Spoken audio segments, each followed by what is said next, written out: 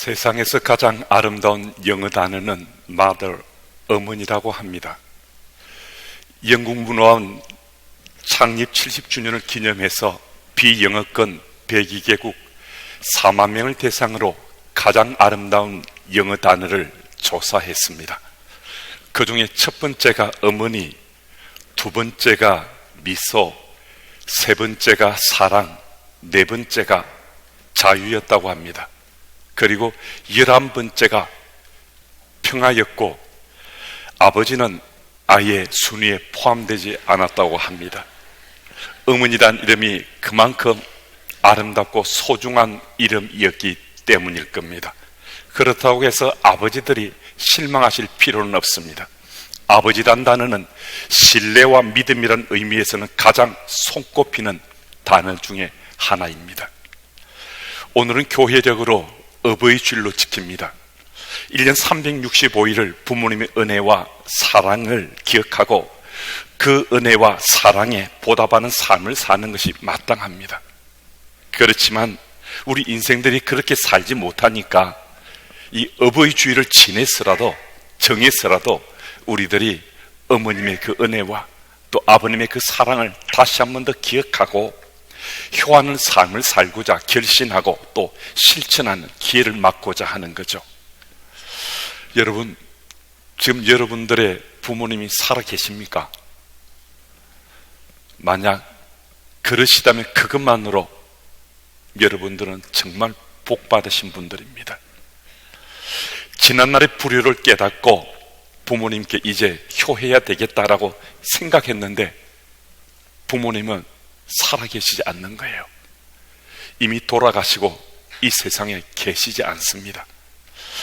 저 또한 제 어머님께 효하고자 또 반복해서 결심하고 다짐한들 제 어머님은 이미 오래전에 이 땅의 삶을 마치고 천국에 입성하셨습니다.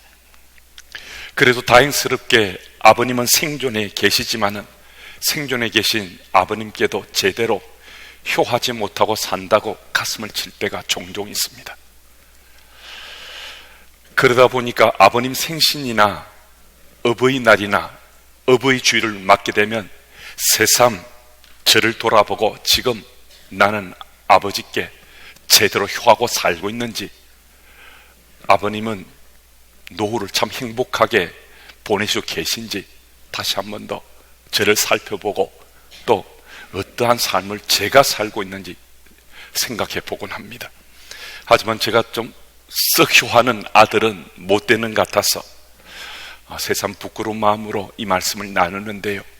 마음은 언제나 지나칠 정도로 많은데 근데 실제로 정말 아버님이 기뻐하시고 원하시는 것을 제대로 모시면서 또 말씀이든 무엇이든 나누면서 할 수 있는지 항상 그 부분에는 부실하고 부족하기 그지없다 생각하며 살고 있습니다. 그래서 어머님이 돌아가신 후 가슴을 치며 후회하면서 이런 일을 다시는 반복하지 않도록 아버님께는 효하며 살아야지 하고 다짐하고 다짐했지만은 또 애를 쓰기도 하는데 원한 만큼은 그렇게 잘 안 되는 것 같아요. 이런 얘기가 있습니다. 옛날 조선시대 때 승종 임금님이 몇몇 수행원들만 데리고 서울을 떠나서 개성에 잠시 머무셨던 때가 있었습니다. 개성에 잠시 머무셨는데 임금님이 행차하셨다는 소문이 난 겁니다. 오랫동안 병성에 누워있던 나이 많은 어머니가 이 소문을 듣고서 아들에게 이렇게 원했습니다. 내가 이 나라 백성으로 한 번도 임금님의 용안을 뵌 적이 없는데 마침 임금님이 이 가까운 개성에 와 계신다고 하니까 멀리서라도 임금님 용안 한번 뵙고 죽을 수 있도록 너가 좀 나를 도와다오. 어머님이 이 말을 들은 아들은 임금님이 개성 시내를 이제 지나가는 그날을 기다렸다가 50리 길을 어머니를 지게에 업고 나가서 임금님이 지나가신다는 그 길에서 기다리고 섰습니다. 그래서 임금님이 지나가실 때 지게 위에서 어머님이 임금님 뵐 수 있도록 해드렸습니다. 임금님이 지나가시다가 멀리서 한 사람이 어머니처럼 보이는 분을 지게 메고 임금님을 바라보고 있는 것을 보고서 서울로 돌아간 다음에 이런 말씀을 하셨습니다. 내가 개성에 들렀을 때에 어머니를 쥐게 쥐고 있는 한 사람을 보았는데 그 사람을 불러다오.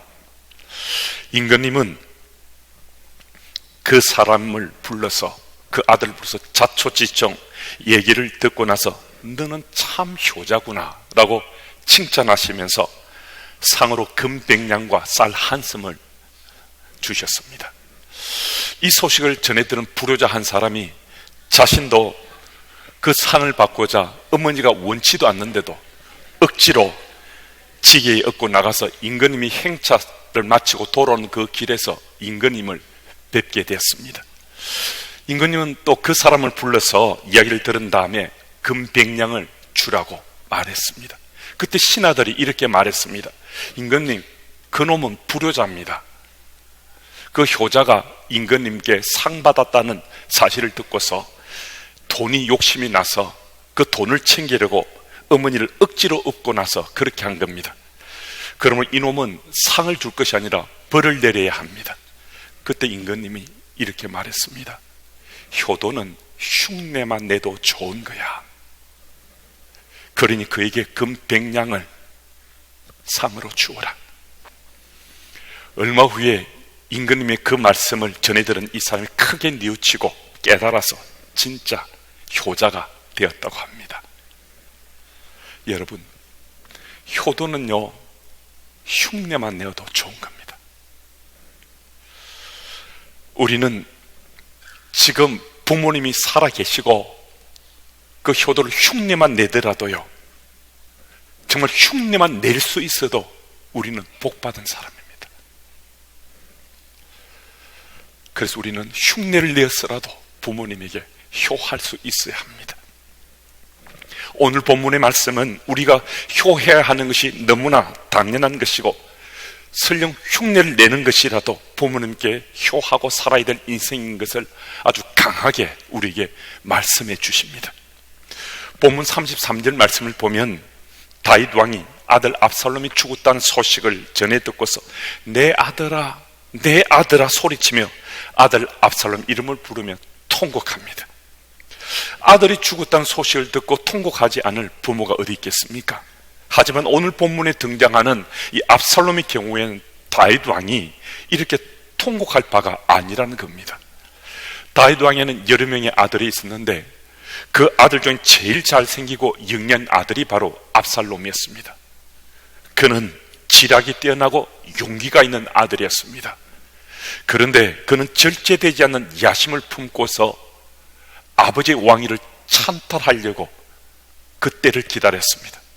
그때가 되었다고 느꼈을 때 반란을 일으켜서 마침내 아버지의 왕자를 빼앗았습니다. 생명의 위협을 느낀 다윗 왕은 신하들과 백성들과 함께 목숨을 구하고자 도망쳤습니다. 압살롬은 아버지의 왕좌를 빼앗은 것 그것만으로 만족지 못하고 아버지를 죽이려고 아버지와 아버지를 따르는 백성들을 추격했습니다. 그러다가 다윗 왕의 군대 장관 요압에게 비참하게 죽임을 당했습니다. 결국 이 전쟁은 다윗 군의 승리로 끝이 났습니다.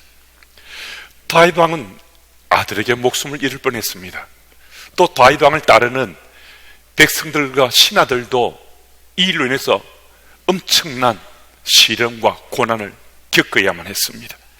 그런 상황에서 몇몇 신하들의 묘책과 백성들과 군사들의 희생을 통해서 압살롬과 그 무리를 물리치고 왕위를 되찾게 된 것입니다.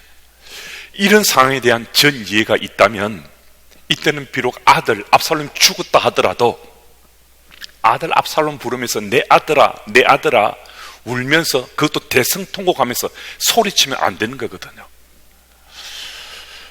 자신의 신하들과 군사들이 목숨을 걸고 압살롬과 그 따른 무리와 전쟁을 벌인 거잖아요. 이거는 병정놀이가 아니라 목숨을 걸고 싸운 거였거든요.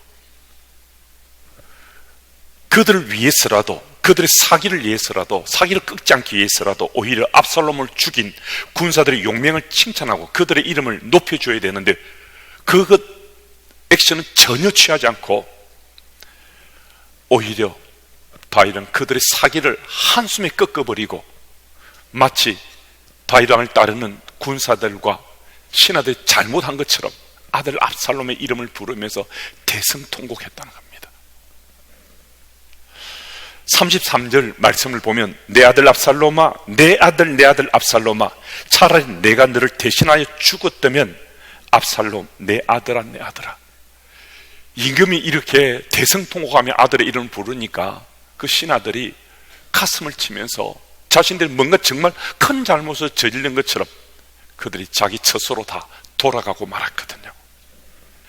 그럼에도 오늘 보면 우리에게 한 가지 아주 분명한 것 말씀해 주십니다. 다윗이 분명히 지금 잘하고 있는 것이 잘못하고 있는 거잖아요. 그러면서 한 가지 분명한 것 우리에게 말씀해 주잖아요. 그게 무엇인가? 아버지 마음인 거죠. 아버지 마음을 말씀해 줍니다. 자식이 비록 죽어 마땅한 짓을 부모에게 행했다 하더라도 그 자신 여전히 내 자식이요 내 아들이라는 거예요. 다른 사람들이 아들의 죄를 덜추어내면서 죽어 마땅한 자를 욕한다 하더라도 그 아버지에게는 그 아들은 여전히 그냥 아들이에요.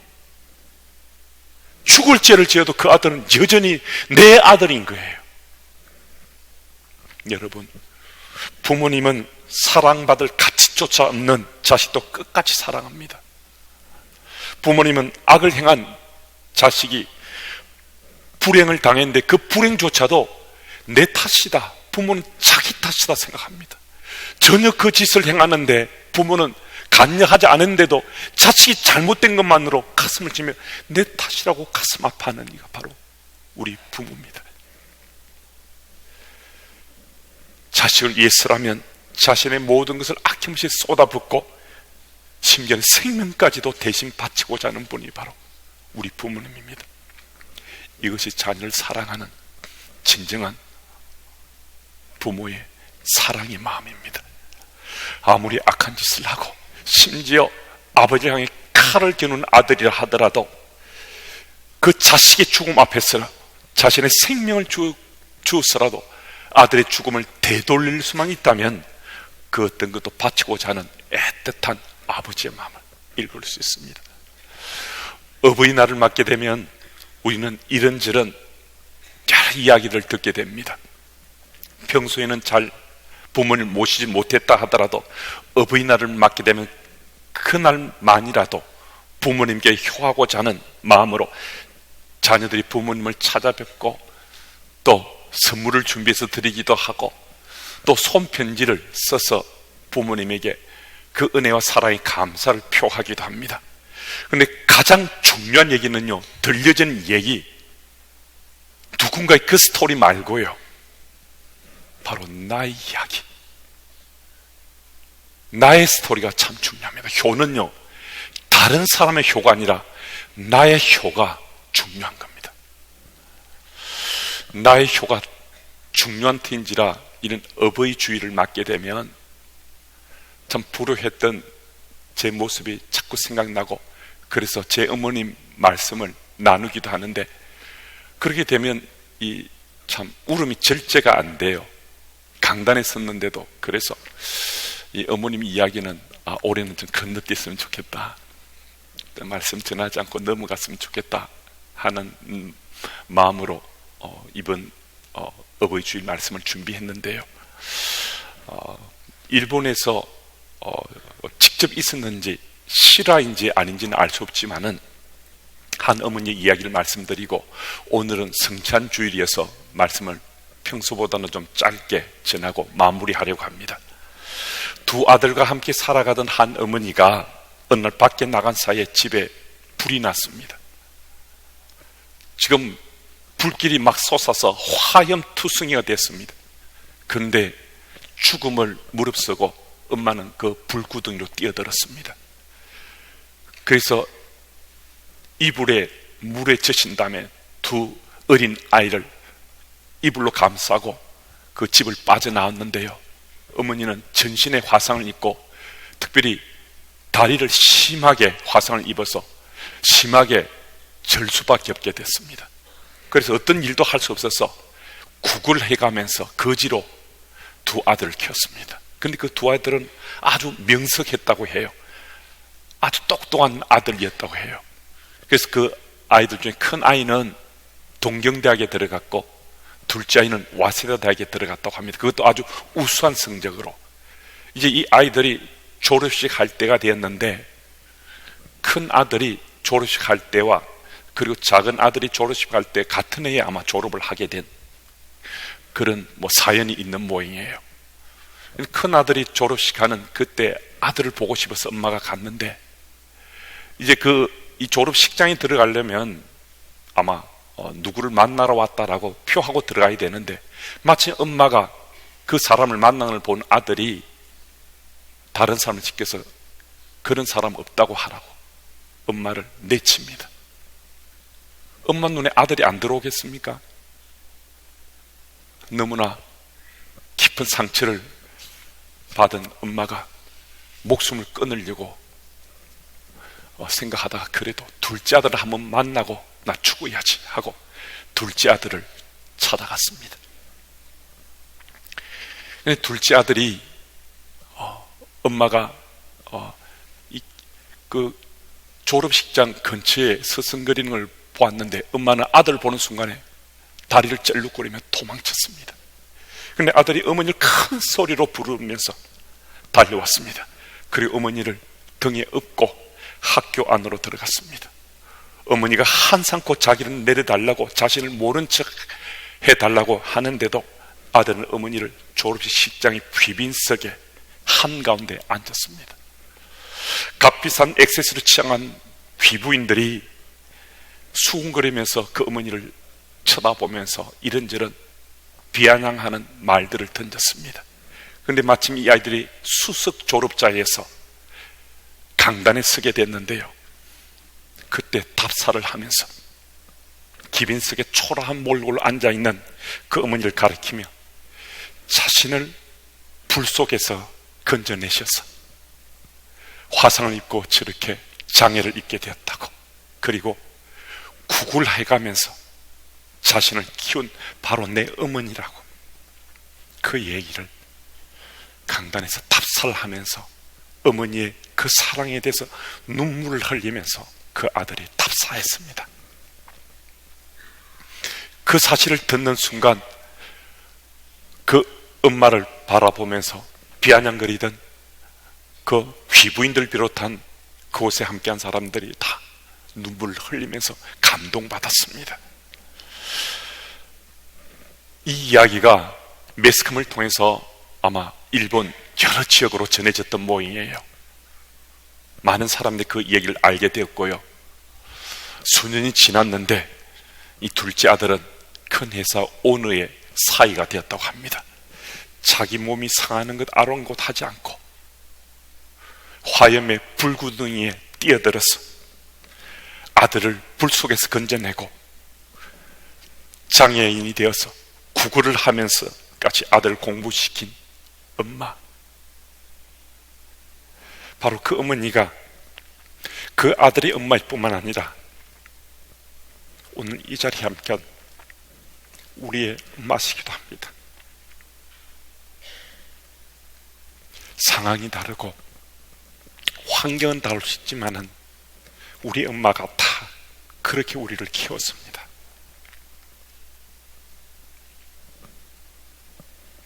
그 사랑을 우리가 기억한다면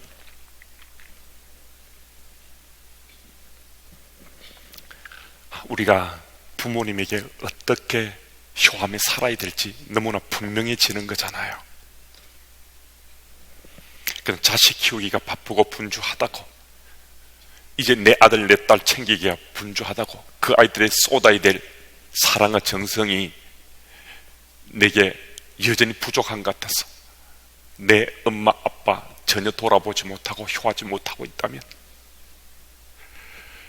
오늘 어버이 주일 지나면서 다시 한 번 더 생각해 봤으면 좋겠습니다. 효도는 복의 근원이라고 말씀합니다. 잘되고 땅에서 장수하고 가정이 화목해지는 복을 받는다고 합니다. 자신은 당대에는 말할 것 없고 자신의 아들, 딸도 효자, 효녀가 된다고 말씀합니다. 부모님들이 할아버지, 할머니에게 어떻게 효하는지 자녀들이 보고 배우기 때문에 그대로 따라할 것입니다. 그래서 우리 당대뿐만 아니라 우리 자녀들의 그 태도, 또 자손들의 태도, 정말 효하는 자녀들이 태어나게 돼 있고 자라나게 되어 있습니다.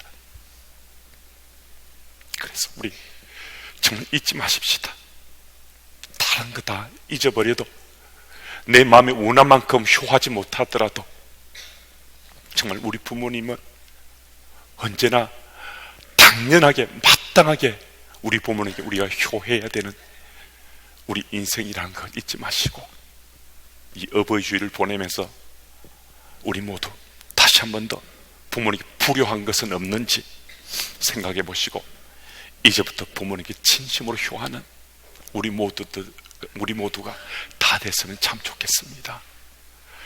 우리 주님께서는 우리를 사랑하셔서 어버이 주일을 우리 허락하셨는데, 그냥 이 어버이 주일을 일정 속에 한 주일로만 그냥 스쳐 보내지 마시고, 내 믿음의 삶에 하나님 나라 백성으로 살아가는 우리들은 모두가 효하며 살아야 된다 하는 이 사실을 다시 한 번 더 마음속에 또 새기듯이 담고 효하며 살아가시는 주님의 교회 가족들이 다 되시기를 예수님 이름으로 소망합니다.